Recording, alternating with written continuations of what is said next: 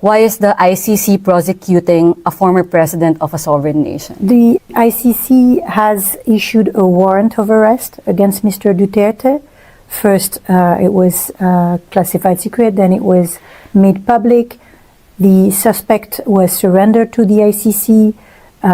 Now we're opening a confirmation of charges hearing in this case. So this is a legal process for the crimes against humanity he is suspected of. So this is the legal process where Kasama natin ang National President ng One Bangsamoro Movement kasi nagpahayag po sila ng pagsuporta sa Pangalawang Pangulo sa deklarasyon nito sa pagtakbo bilang Pangulo sa 2028 si Ginoong Alan Balanggi. Sir, magandang gabi. Admar Vilando po, inyong makakasama dito sa SMNI. Maraming salamat po sa inyong oras. Assalamualaikum, isang payapa at mapagpalayang gabi sa atin lahat, sa inyong mga tagapakinig. Isang pagbati ng Ramadan Mubarak sa lahat ng ating mga kabangsamoro o mga Muslim dito sa ating bansa. Opo. Sa buong mundo. Ano po ang nakikita nyo pong dahilan kung bakit ay talagang solid po yung inyong suporta dito po sa naging pahayag ni Vice President Sara Duterte, lalo na po sa ating mga kababayan dyan po sa Mindanao? Una, hindi namin nakakalimutan na ang isang napakahalagang batas ay naipasa sa termino ng kanyang tatay na si former President Rodrigo Roa Duterte. Ito yung Republic Act 11054 o mas kilala bilang Bangsamoro Organic Law na nag-create nitong Bangsamoro Autonomous Region in Muslim Mindanao. Kung titingnan natin at babalikan natin itong mga nakarang administrasyon, si Duterte lang, Pangulong Duterte yung naglakas loob na ipasa sa kanyang termino itong Bangsamoro Organic Law na isang napakahalagang batas para sa aming mga Muslim. Opo, and dito nga po sa parang kumbaga ipang-ilan na bang presidente or tumakbong presidente, pangalawa pa lang ito, no, na merong tumakbo, tama ba, sa pagka-presidente na galing sa Mindanao, do hindi pa siya presidente pero yung mga tumakbo sa pagka-presidente, ito pa lang yung pangalawa, tama po ba, Sir Alan? Sa pagkakaalam ko, tama po kayo. Kaya mahalaga po sa amin na magkaroon muli ng isang Mindanaoan na nakikitaan natin ng malasakit para sa aming mga kababayan na Bangsamoro. Opo. Kaya hindi na kami nagdadalawang isip na hikayatin siya na tumakbo siya bilang Pangulo ng ating bansa. Noong narinig namin yung kanyang deklarasyon noong nitong mga nakarang araw ay talagang ikinagalak ng Bangsamoro at agad kami gumawa ng isang deklarasyon of support para sa kanyang pagtakbo. Sa ngayon kami ay nagtitipon-tipon, kami ay nag-usap-usap sa lahat ng aming mga kaalyadong organisasyon. Hindi lang dito sa BARM kundi maging sa iba pang lugar outside the Bangsamoro Autonomous Region in Muslim Mindanao upang aming palakasin yung aming hanay para ikampanyang isang Sara Duterte sa pagkapangulo sa 2028. Opo. Ang Mindanao tinaguri ang Land of Promise. Pero sa mahabang panahon, parang ginawang literal nila na lagi na lang pinapangakuan. Siguro possible, nagbago lang ito sa last administration. At ano yung nakikita ninyo na isang taga Mindanao talaga, kailangan ba or nakikita nyo bang advantage na galing sa Mindanao para makarelate sa mga pangangailangan dyan po sa Mindanao? Kasi alam natin ang Mindanao po, marami pong mga may hirap na mga komunidad po dyan. Unlike sa iba't ibang mga lugar, Luzon and Visayas po, Sir Alan. Unang-una po, napakahalaga na ang magiging Pangulo ay siyempre galing sa Mindanao tulad ni former President Rodrigo Roa Duterte noon dahil alam niya halos lahat ng mga leader diyan sa Mindanao ay kilala niya, nakasalamuhan niya at ramdam niya yung hinaing at pangangailangan ng mga Muslim. Tulad nung kanyang termino, masasabi natin na napakasaya yung aming mga kabangsamoro dahil naramdaman namin yung tunay na pag-aruga ng isang pangulo. Nitong mga nakaraang taon, simula noong siya ay noong matapos yung kanyang termino, mukhang bumabalik yung aming pangamba na magkaroon muli ng kumbaga hindi pagkakaunawaan ng aming mga leader diyan sa Mindanao, kasi kung nakikita mo ngayon talagang lumalakas yung bangayan, particular diyan sa BARM.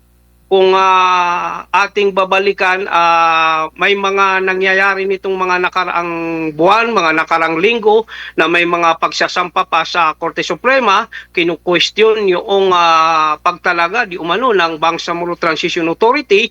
Sinasabi nung mga pumunta sa Korte Suprema na ito ay labag sa ating saligang batas. Nilabag daw di umano nito ang 11054 o yung Bangsamoro Organic Law dahil sinasabi ng batas kailangan daw ay MILF lead yung mamuno diyan sa BARM. At itong mga nag-question ay sinasabi nila may mga sinama daw doon sa 41 na inappoint ng ni BBM ay hindi naman daw totoong MILF. Kaya pumunta sila sa Korte Suprema at ngayon nasa Korte Suprema yung desisyon kung ano yung magiging kapalaran nitong pagsasangguni ng ilang mga kababayan natin na kumwestiyon doon sa sinasabi kong ilang membro ng Bangsamoro Transition Authority. Kung matatandaan din natin, mismo ang napalitan na Chief Minister ng BARM ang nagsasabi na hindi naman daw siya nag-resign. Bigla na lang siyang tinanggal at bigla na lang inappoint yung mga inappoint. Although sinasabi na nanggagaling sa MILF yung iba, pero yung iba naman daw ay hindi kumbaga hindi dumaan sa konsultasyon o hindi yung mga nominee na nirekomenda ng MILF Central Committee. Kaya sa kabuuan, brother, masasabi natin na ang mga pangyayari ngayon sa BARM ay hindi namin halos kumbaga na exercise yung diwa ng isang autonomiya. Dahil nakatali pa rin kami sa kuko ng Imperial Manila. Ibig sabihin, nangingialam pa rin ang national government. Yan ay sinasabi mismo ng mga leader ng MILF, particular ang Amirul Mujahideen, yung chairman ng MILF na former chief minister ng BARM. Sinasabi niya na siya ay hindi nag-resign kundi siya ay bigla namang tinanggal ng presidente sa pagiging chief ministro ng BARM. Opo. Simula yata 2023, late 2023 hanggang sa kasalukuyan, alam po natin yung mga isyong ipinupukol kay Vice President Sara. And kayo nga po, after na mag-declare ang pangalawang Pangulo na siya'y tatakbo, agad kayo nagpalabas ng pahayag ng pagsuporta. Ano po ang sa tingin ninyo itong mga pinupukol na mga aligasyon laban sa pangalawang Pangulo? Ano yung dahilan kung bakit namutawi at nanaig pa rin yung inyo pong pagtitiwala sa Vice Presidente na gusto nyo pong tumakbo sa pagkapangulo versus dito po sa mga aligasyon laban sa kanya? Malinaw po sa aming isipan at maging sa aming paningin ng mga ginagawang tawag dito, impeachment complaint laban kay Vice President Sara Duterte ay isang political harassment. Kasi alam ng mga kalaban niya sa politika na kapag hindi ito napigil ay talagang mananalo siya sa pagkapangulo sa 2028. Nakita natin mismo yung tao ang nagsasabi sa pamamagitan ng mga survey, yung rating ng ating Vice Presidente ay lalong namamayagpag at yung rating ng kasalukuyang Pangulo ay lalong lumulusob sa baha dahil siguro sa mga issue ng korupsyon sa ating bansa na hanggang ngayon hindi pa rin lubos na natutugunan o nabibigyan ng katarungan ng ating Pangulo.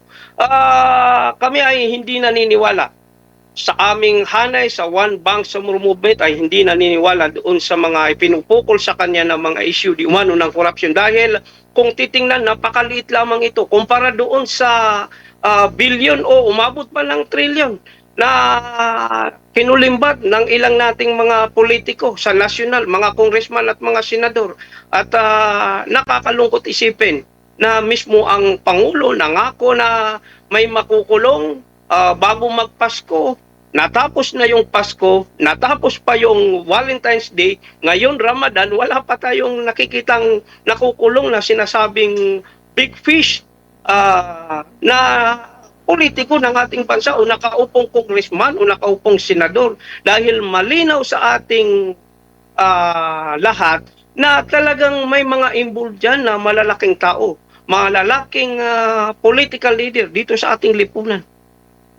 Opo, maliban po sa issue dyan po sa BARM, ano pang nakikita nyo pong mga hamon o needed dyan po sa Mindanao na sa nakikita nyo po ang pangalawang Pangulo lamang ang may kakayanan, kumbaga may advantage kumpara doon sa maaring tumakbo?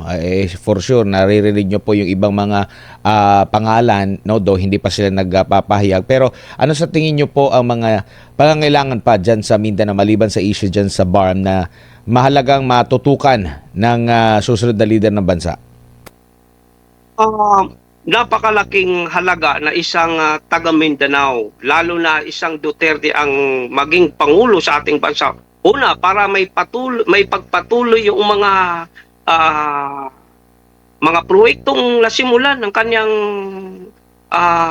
tatay na si Pangulong Rodrigo Roa Duterte. Yung Mindanao Railways na hanggang ngayon ay hindi pa rin umuusad at marami pang iba, lalo na diyan sa amin sa BARM. Kasi kung titingnan natin ang BARM, huling-huli na po kami in terms of infrastructure diyan sa BARM.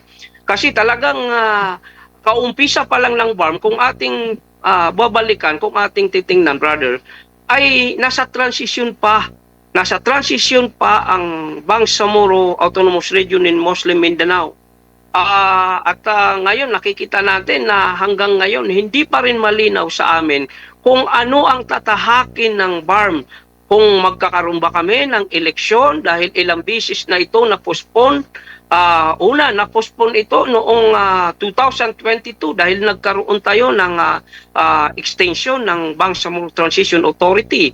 Na-postpone muli ito noong 2025 na dapat nakasynchronize sa national and local election at dapat magkakaroon ng election noong October 13, 2025 kung hindi ako nagkakamali dahil inamindahan yung batas at nagkaroon tayo ng Republic Act 12123. Sinasabi na kailangan magkaroon ng eleksyon noong October 13 pero hindi kami nagkaroon ng eleksyon dahil maraming gusot ang hindi pa nabibigyan ng solusyon diyan sa BARM.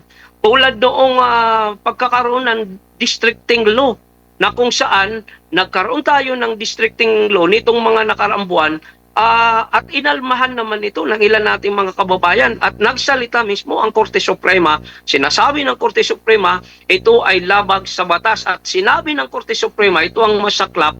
Kailangan gawin itong districting law, pinayuhan, minanduhan ang Bangsamoro Transition Authority o yung parliament ng BARM na gawin nila itong districting law hanggang, kung hindi ako nagkakamali, hanggang November 30 nang sa ganon ay magkaroon ng eleksyon nitong darating March, not later than March 30, 2026.